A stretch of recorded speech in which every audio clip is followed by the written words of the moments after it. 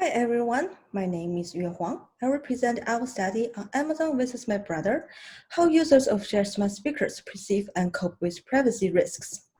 Let's talk about motivation. Smart speakers have been widely adopted at homes. According to the latest consumer report, nearly 90 million US adults now own a smart speaker. People can carry out a number of activities through the speaker, such as check the weather, respond to the emails, make phone calls, and make purchases. Although smart speakers have many desirable features, many news and previous studies show that these devices have numerous privacy and security issues. Existing studies also report that users have concerns toward external entities while making use of the smart speaker. The concerns include device hacking, recording of private conversations, and the creepy nature of the device. External entities refer to the parties that are not within the household environment, such as the speaker manufacturers, the government, and the hackers. Meanwhile, security and privacy concerns due to sharing a smart speaker among multiple users in a single household have received little attention. As smart speakers are commonly adopted at home environments, there is a need to explore users' security and privacy concerns in such scenario and provide support to improve users' experiences. So for our study, we first investigated users' mental models of their shared smart speakers. Then we explored users' concerns toward their housemates and external entities.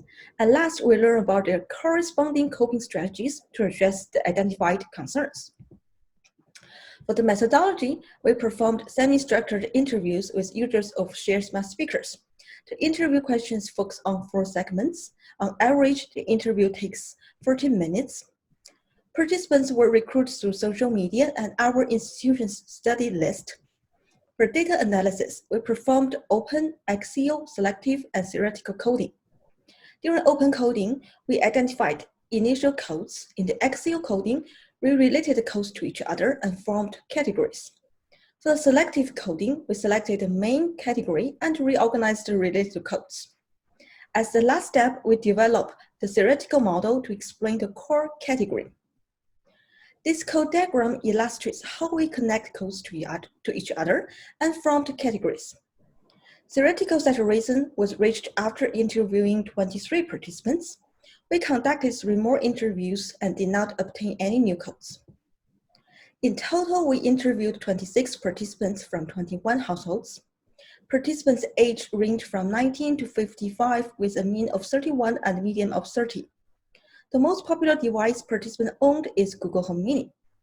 More than 65% participants shared the device with their family members, while others shared the device with their friends. This figure showed participants' occupations. As you can see, the participants covered a wide range of occupations. This table summarizes participants' demographic information. Move on to the results. First, we studied users' mental models of how the device works. We used a combination of 2 methods, a drawing exercise and a verbal explanation. Participants were asked to draw their answers and verbally describe their thought process with reference to their drawings. We discovered that participants' mental models could be categorized into 2 different levels of sophistication. Advanced mental models indicate that users have an in-depth understanding about how the device works. Here is an example. These participants drew an accurate and detailed representation of the smart speaker architecture and explained how the data was stored and processed. Participants with limited mental models had some sense of how the device worked, but were not aware of any technical elements. We then investigated users' mental models of how the device is shared. We also categorized the sophistication of participants' mental models into advanced and limited. Participants with advanced mentals had a reasonable understanding about what features or data were shared and which were kept private. Here is an example. This participant and his wife set up the voice match feature of their shared Google Home. He correctly explained that his reminder and calendar can only be accessed by him through his voice. On the other hand, participants with limited mental models had an incomplete understanding of which features and data were shared and which were kept private. For example, When participant 22 explained how the smart speaker was shared between him and his family members, he only drew and described the features that were mostly used by each other. In terms of concerns about housemates and visitors, we found out that the degree of sophistication of a user's mental model appears to correlate with their levels of concerns about their housemates. To be more specific, we found out that participants' inadequate mental models may lead to inaccurate threat models. Here is an example. Participant 19, who is male, 38 years old, shared his Google Home Mini with his wife and young daughter. He did not set up his voice profile. He expressed concerns about his young daughter using the redial function of the device. He said, if I called my boss or if I called a client, I do not want my daughter redialing the last call to someone she's not supposed to talk to. However, the redialing function is only available when the voice profile is set up. So this misunderstanding confirms that participant 19 had an inadequate mental model of the device sharing, which leads to him have an inaccurate threat model. We also found out that participants with advanced mental models tend to have concerns related to immature technology, such as voice match false positive.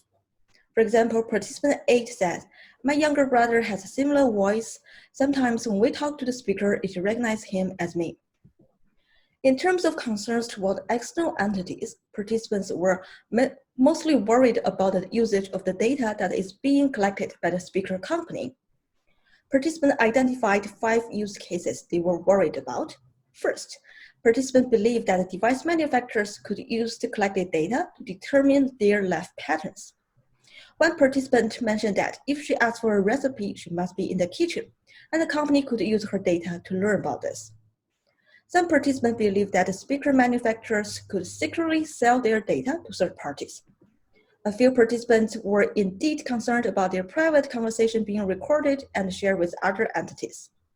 Some participants suspect that the company collect their data without their permissions or collect it more than is needed to. Some participants explained that they had to accept the privacy and security risks in exchange for the functionality of the speaker. However, some of them expressed concern about the uncertainty of such trade-off. Move on to the strategies that participants adopted to address their concerns toward housemates and visitors. We found out that although participants had different levels of understanding of how their speakers work, they adopted similar strategies. For example, many participants just simply avoid using certain features. Participant 8 said, I do not want to link my credit card or any payment kind of stuff to the shared speaker. Even though many participants were aware of the potential security and privacy problems, they were not concerned about them. They expressed acceptance of the risks and gave us many reasons, such as trust toward housemates, nothing to hide from housemates, and helplessness. Some participants believed that they had control over the data that they share with other users. For example, participant 6 said, we're not sharing significant things like some credit card information. I think it is up to you. You control what you share. This statement indicates that the participants was concerned at the beginning and unintentionally adopted a strategy which is not sharing significant things. Participants reported adoption or awareness of diverse strategies for coping with their concerns about external entities.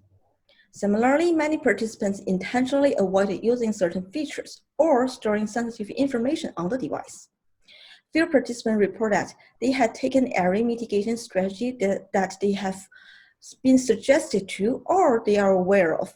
So it's not the company's responsibility to ensure the strategy they have taken can actually protect their privacy. Participant 14 said, I have all my security settings set up. Now it's up to the speaker manufacturer. Regarding external entities, many participants reported that they accept the security and privacy risks, citing various reasons, such as trust in the company. Some participants believe that the company's collection of data was necessary to improve the technology, and many participants believe that there is nothing they can do to stop the company from collecting data from them. A couple of participants admitted being lazy to take any coping strategy. Some participants argue that their privacy could be violated through other means, so there is no need to be concerned about the speaker. Participant 7 said, Unauthorized access to financial information can happen with a credit card. The risk exists regardless. Some participants also believe that they had control over the data that they shared with the speaker manufacturers. For example, participant 11 said, "Anything that I do not need to or want to share, I just do not put it on the speaker." This data control strategy suggests that this participant was concerned in the first place and adopted corresponding strategies to address the concern. Now move on to the key takeaways. First, letting concern. After participant voiced not being concerned, we followed up on their responses and asked for further explanations. We discovered that the adopted mitigation strategies and the concerns about using smart speakers were perceived by the participants from two different perspectives. On one hand, many participants first expressed their concerns about using a speaker. Then they described their mitigation strategies, which can be seen as the left triangle of this figure. On the other hand, some participants reported not being concerned. What we found later is that some of their justifications were actually unintentionally adopted strategies, which can be seen as the right triangle of this figure. We conclude that the participants do have latent concerns, and these concerns should be also considered to be addressed. We also found that users have concerns toward both external and internal entities. As explained before, participants' concerns with respect to their housemates are often related to their mental models of speaker sharing. We also found out that participants' perceptions of the smart speaker risks are majorly influenced by social media. So on one hand, many participants tended to have greater trust that the company would protect their privacy if they have read positive news about the company's data collection policies. On the other hand, participants' concerns about the speaker tend to increase if they saw negative news. The most common strategies participants adopted to address their concerns are acceptance and avoidance. This all-or-nothing coping strategy suggests a lack of effective risk management. We also found out that the multi-user features of the device do not support users' needs well. Based on the key takeaways, we made several recommendations. First, we believe by helping users with limited mental models to improve their understandings of how the device is shared could help them make more effective risk management decisions. We suggest that companies present precise information to the public in a clear way to help users build trust in the device and the company. We also suggest that companies explain and minimize the convenience privacy trade-offs that they offer to the users. Also, to ease the concerns about other users accessing information through the shared device, users should be able to customize what information they want to share and the people they want to share with. As voice recognition technology continues to mature, device manufacturers should improve this technology on the smart speakers to reduce the false positive rates to acceptable levels. Thank you.